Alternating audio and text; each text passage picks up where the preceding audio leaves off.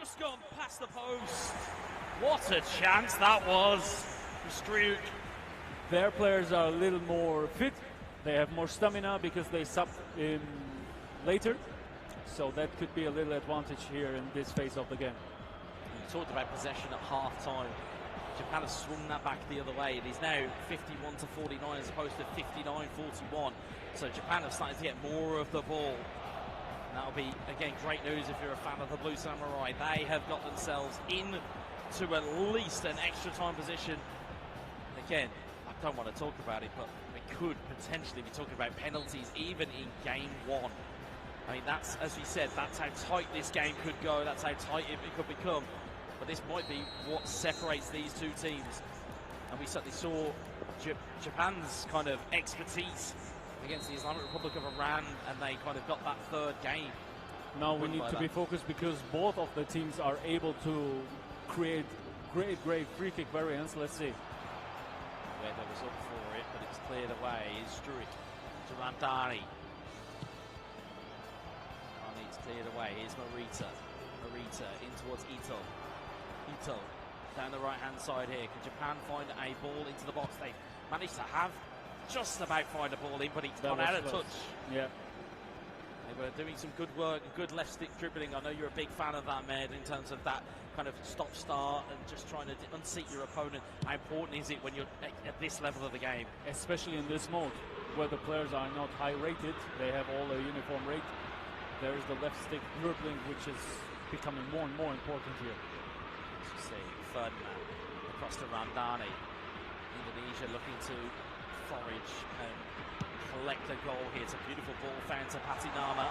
Patinama to Struik. Struik, this calmness, this patience. Wow. Struik still waiting. Patinama in towards Drajad.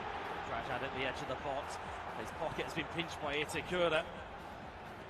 Kubo just about gets away from that physical challenge. But he's given, it looked like he'd given the ball away, but I think both players weren't anticipating that ball was going to make it through. Great eye, exactly. Last chance probably for Indonesia here. Here you go. It's Patinama. Patinama to Randani in towards Patinama.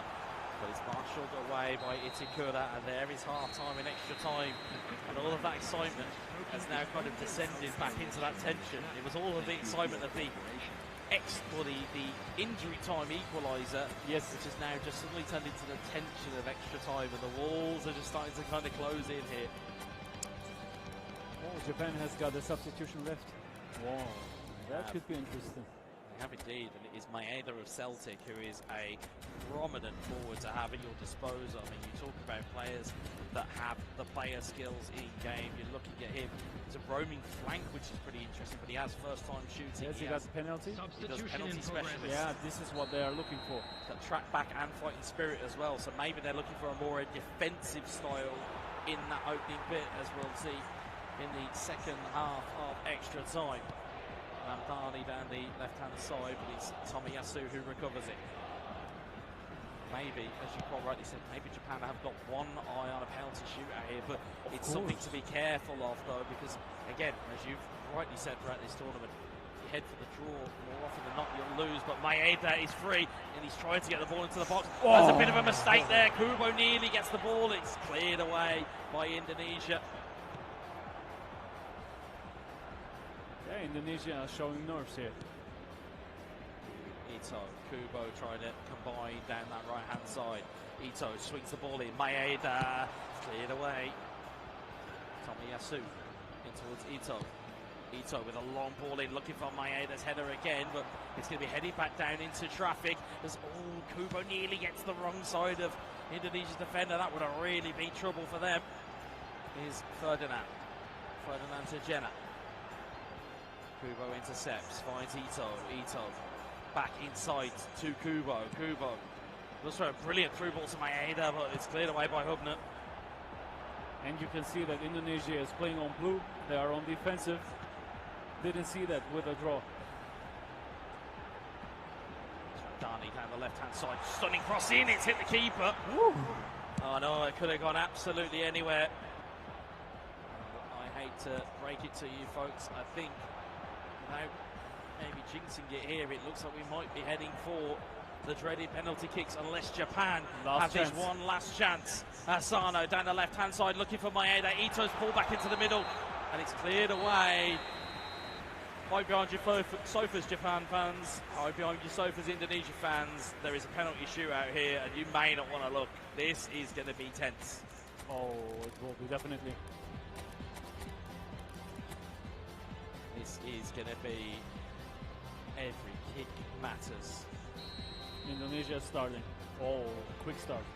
Power penalty scores to Indonesia. 1-0 in the shootout. Ice cold. Well, if you're not used to watching games of football, if we get past the 5-all stage, as Maeda stays up, he will go to sudden death. Maeda saved by Indonesia.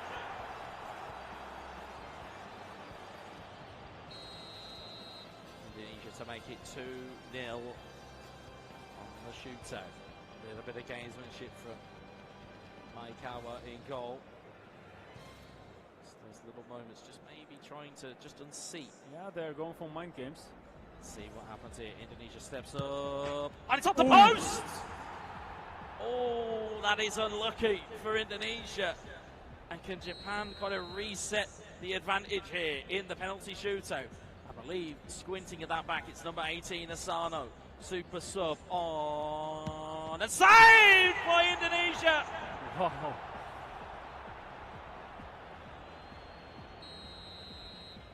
It is a lottery. Oh, here. fast penalty here. Pen. Oh, and it's in! I think they thought because the penalty was taken too quickly, well, they're not going to pick the side. Yeah. Indonesia with the advantage. They are 2 up in the shoot. And Kubo scored. He even caught me off guard. Yeah, it was close. Very much kept me off guard, but Japan have themselves on the score sheet in the shootout. What will happen here? Maekawa is going to have to make a save or get some fortune by the woodwork. It's Arhan. It's wide! Whoa. Nerves telling here in the shootout. Japan to reset the advantage. Mood is tense here. Which way will they go? Japan steps up and scores into the bottom corner. So accurate. What an accurate penalty, and it was the right time they needed it.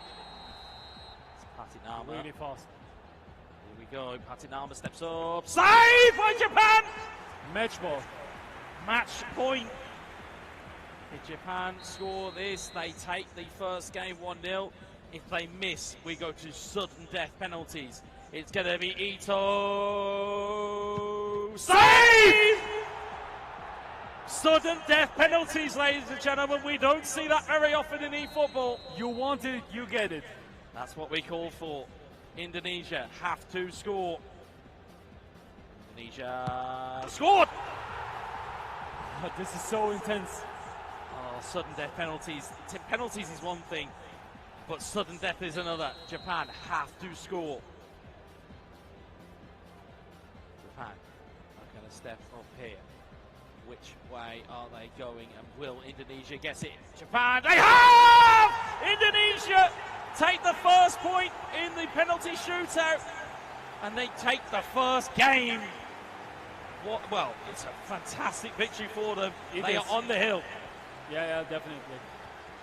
After losing that lead at the end of the game, they were frustrated, they were disappointed, but now they were able to get the win. Fantastic. I mean, the drama of a penalty shootout, it's one thing, but sudden death penalties put so much pressure onto these guys. They're already under it, but it's almost like you've just kind of just taken an extra barrel and just kind of gone, there you go, there's some additional pressure. Have that penalty shootout and have that sudden death penalties. And Indonesia, as you see on your screen, Faidan and Elga were the victors in that game. And both of them teams showed nerves. That was interesting to see to me. But it's a grand final for your country. Of course, this is very, very understandable. Yeah, with all of the pressure that is there and with all of the, as we said, all of these variables. Yes, it's very easy to think about esports as just being Well, they've just got a console. There's a monitor. There's a controller. Oh, it's just video games. No, folks. No, absolutely.